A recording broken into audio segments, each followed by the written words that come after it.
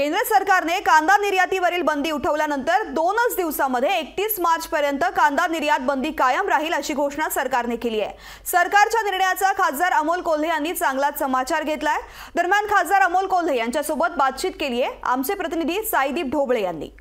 कांदा निर्याती संदर्भात बोलण्यासाठी आपल्या सोबत स्वतः अमोल कोल्हे आहेत। हा पूर्णपणे फसवा निर्णय, हा एकतर पश्चात बुद्धीनं घेतलेला निर्णय होता आणि त्यातही एक जी कुजबूज कानावर येत होती ती फार दुर्दैवी होती। ती म्हणजे सौराष्ट्रातल्या कांदा उत्पादक शेतकऱ्यांच्या संदर्भामध्ये हा निर्णय घेतला जाईल का अशी एक गोष्ट होती आणि ठराविक काही देशांनाच हा कांदा निर्यात केला जाणार अशी गोष्ट होती। त्यामुळे सरकारचा जरी निर्णय असला तरी मिनिस्ट्री ऑफ कॉमर्सच्या कोणत्याही अधिकृत वेबसाईटवर हा निर्णय नसणं हे आणखी जास्त दुर्दैवी आहे। आणि हे होत असताना जर आपण निर्णय बघितला तर 31 मार्चपर्यंत ही निर्यात बंदी तशीच कायम राहणार आहे।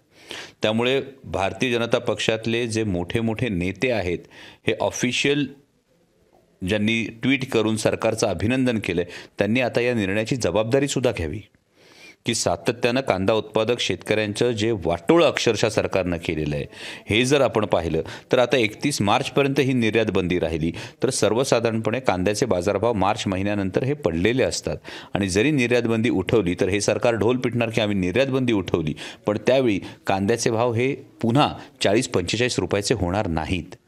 त्यामुळे जेव्हा 40-45 रुपयाचे कांद्याचे बाजारभाव होते तेव्हा संपूर्णपणे या सरकारनं ही निर्यात बंदी लादून शेतकऱ्यांच्या ताटात माती कालवण्याचं पाप केलंय आणि आता 31 मार्चपर्यंत निर्यात बंदी तशीच आहे ही गोष्ट समोर आली आहे, जेणेकरून ही गोष्ट स्पष्ट होते की मोदी सरकार हे पूर्णपणे शेतकरी विरोधी भूमिका घेत आहे आणि शेतकऱ्यांच्या स्वप्नांची राख रांगोळी करण्याचं पाप करतं। शेतकऱ्यांचे जे प्रश्न आहेत, जी कांदा जी निर्यात आहे त्या संदर्भातलं जे वक्तव्य आहे ते देखील अमोल कोल्हे यांनी या ठिकाणी केलेलं आहे। साईदीप ढोबळे, लोकशाही न्यूज, जुन्नर, पुणे।